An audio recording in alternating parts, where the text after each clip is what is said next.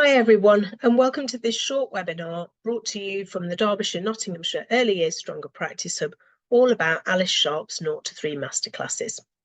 The chances are you'll be watching this webinar because you've already signed up and registered to access Alice Sharpe's 0 to 3 Masterclasses.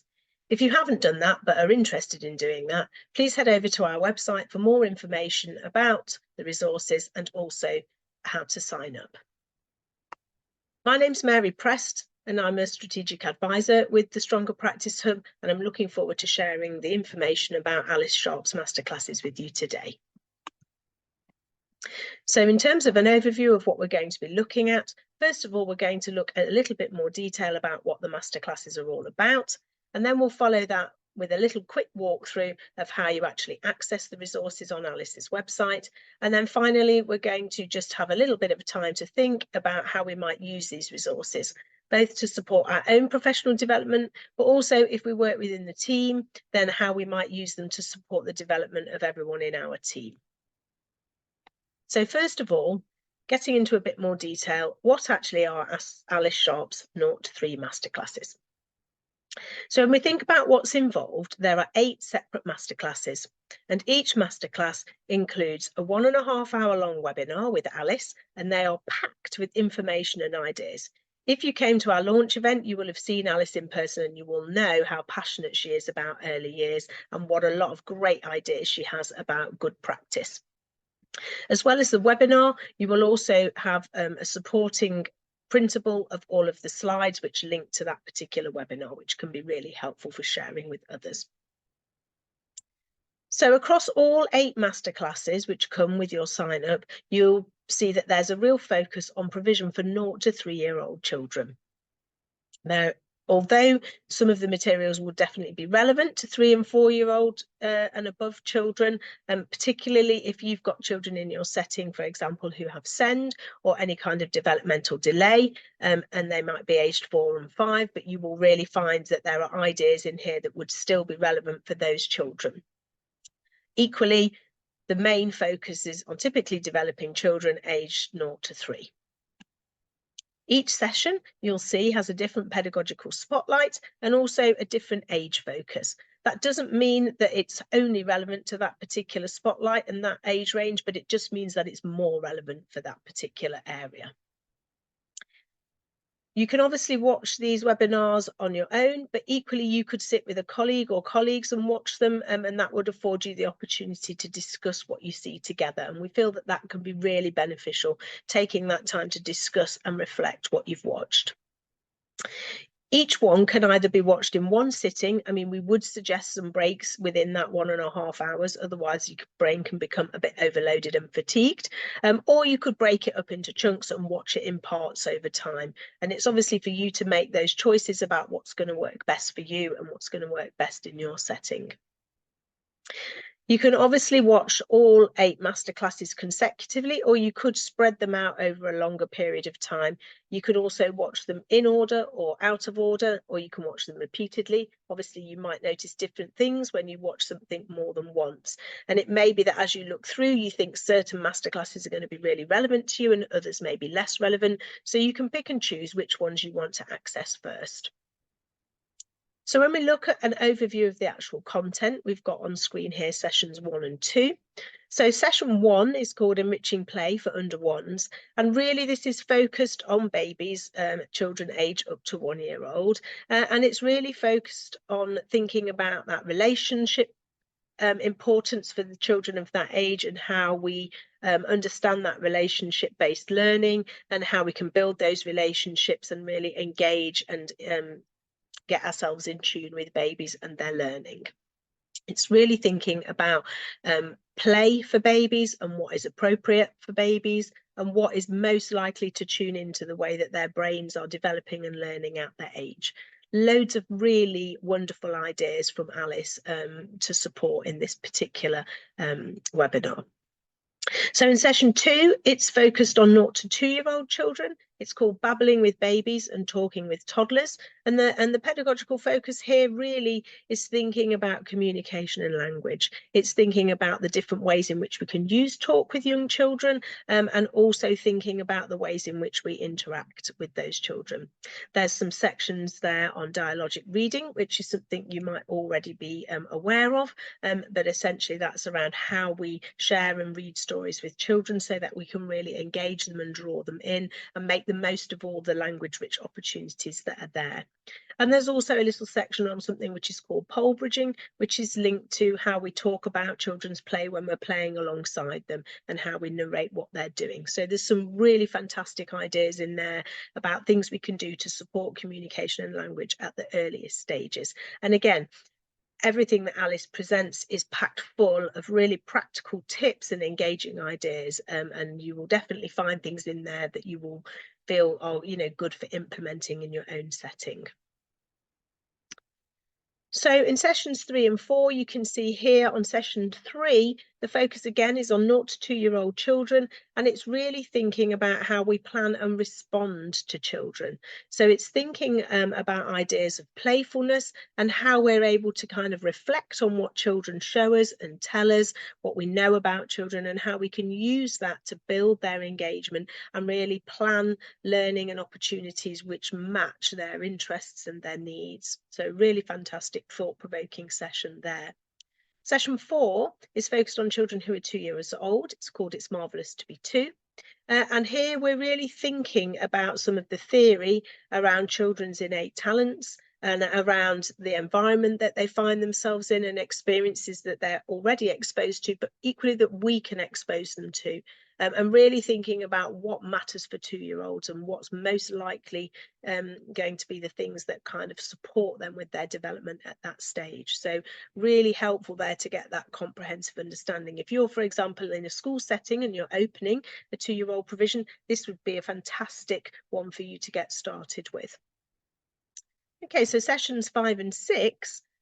Session 5 is focused on the older age range of that 0 to 3, so looking at 2 to 3-year-olds, and it's focused very much on small world play. The title is Little People in the Land of Giants. So in this particular masterclass, you'll be thinking about how play can support learning across a really wide range of contexts, but in particular thinking about language development, and that's language that children use, but also language that children understand. So we call that expressive and receptive language. They'll be thinking about opportunities that there are within that small world play for problem solving and developing social skills and lots more things, but really the focus there is on all of those opportunities that small world can present.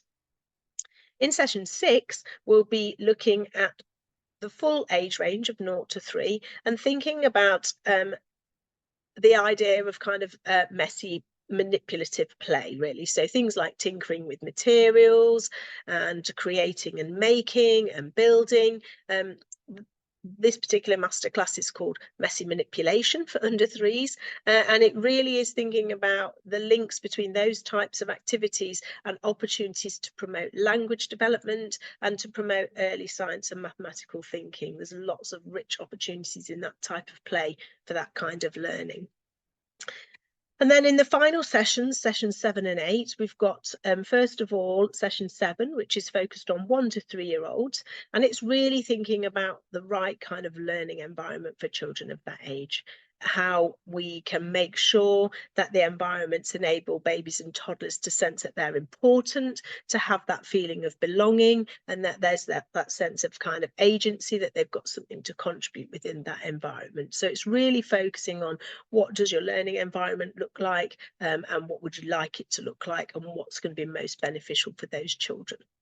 And then in the final session, which is all about schemas, again, we're focusing on 1 to 3-year-old children, and it's really just an introduction to the ideas around schemas. And this is where we notice that children have different patterns and repetitions in their play, and their actions obviously demonstrate to us those particular schemas, and it helps us to think about what that means for that child and what we can provide to support their development at that point. So really interesting session there to kind of round up with.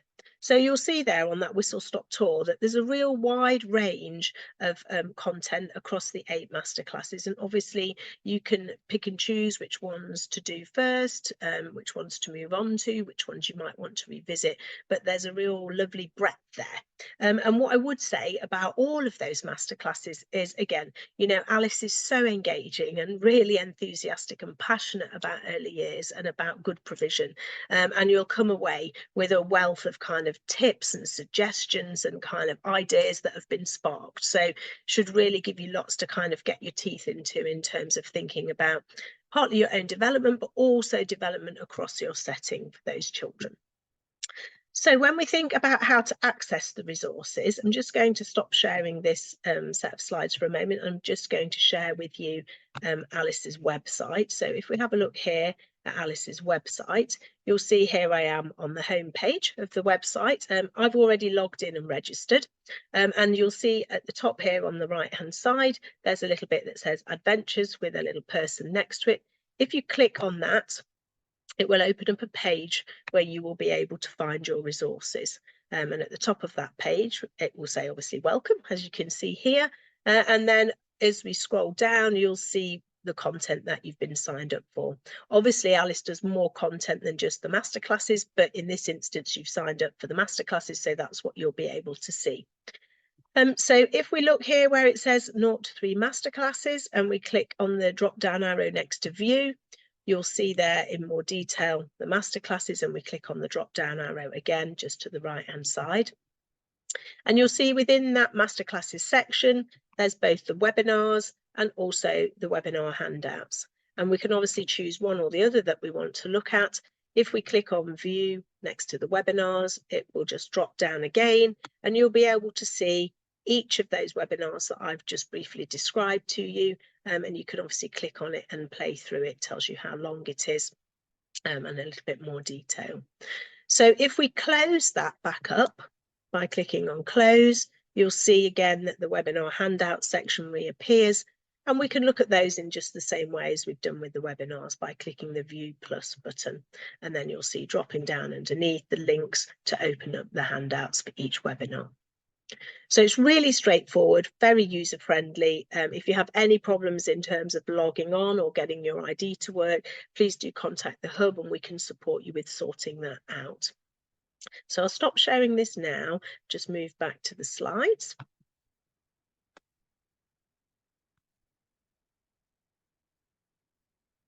So just thinking about how we might use these masterclasses for ourselves or within our settings.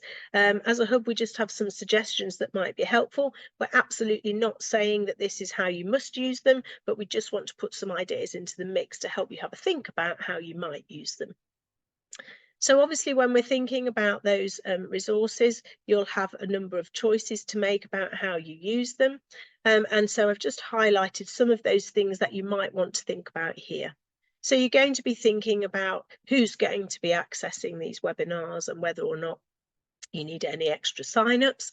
So are you going to have someone within your setting who's going to lead that, or are people going to do it independently? So who are those people going to be? Who's going to most benefit? You'll want to think about the timings of when you're accessing them, making sure that people, you know, have kind of capacity in their brains to kind of take on board what they're watching. So you might want to think about things like how frequently are people going to have a look at these webinars? How long are they going to spend each time? Over what period of time are you going to spread that? And when's that going to happen during the working week? And is there a way that you can make that happen in order that people will be most receptive and ready to kind of think about the ideas that they're seeing? If you're going to be looking at it as a group or as a team, but even if you're looking at it yourself, you're going to think about when is that going to take place. So for example, if you're a manager in a really busy setting, is it a good idea to be in your office having a look at these resources when you know you're a bit short-staffed and you're likely to be frequently interrupted? Or is it going to be better if you can possibly allocate some staff meeting time, which is protected, where you've got a chance to actually look at these resources and share them with staff? So have a think about that, make sure that you've got that space and that time to be able to really give the resources the time and energy that they kind of deserve. So think about what resources that you might need when you're doing the CPD. So you'll need obviously access to some form of online space, so a computer or a laptop or a shared screen, a tablet, something like that. You might want to have the printed copy of the slides to hand. You might want to think about having paper and pen to kind of jot down ideas, or if you want to have discussions, how are you going to facilitate those? So have a think about all of those things when you come to actually thinking about how you're going to use the resources. And then also in terms of impact, you're going to want to think about things like whether you've got leadership support within your setting to be able to implement any of the ideas that you get from these masterclasses, and think about ways in which you can make sure that watching these masterclasses leads to something which is impactful for children. I mean, they are absolutely wonderful things to watch anyway, just for our own development. But actually, what we really would like to see and know about here at the Hub is that you're watching those, you're taking things away from those, and that you're putting things into practice in your setting, whatever type of setting you've got, and really using those ideas to make a difference to children. So in terms of a possible process, a process which we would kind of suggest or potentially recommend, we're absolutely not saying you must do this. This is just an idea, but something which we think will be successful, is to, when you're watching those webinars, watch them with pauses and time to reflect, to discuss, to capture ideas. And do that if you possibly can with colleagues, because that dialogue that you have with colleagues can be a really helpful way of sorting out your ideas and thoughts.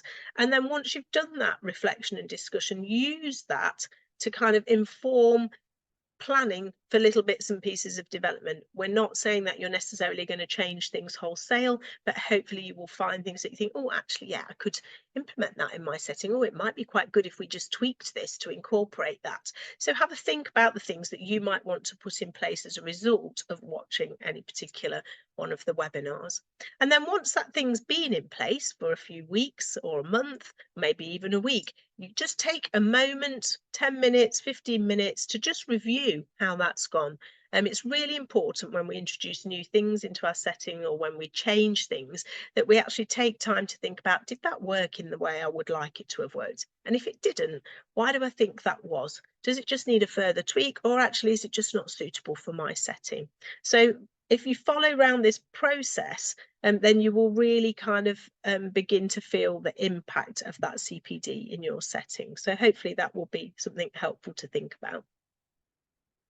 So in terms of action planning, we would like you to take just sort of 10 minutes now at the end of this session, just to have a think about what you're going to do going forwards. And this might be a point at which you want to pause this presentation, or go away, do a little bit and come back to it. So the first thing that we would suggest for you to do is just to take 10 minutes to view some snippets and look at some of the slides and think about one masterclass which you feel is going to be most relevant or interesting to you or to your setting, and think about how you might use this masterclass to support professional development for yourself or for your team, and begin to plan what you might do with it.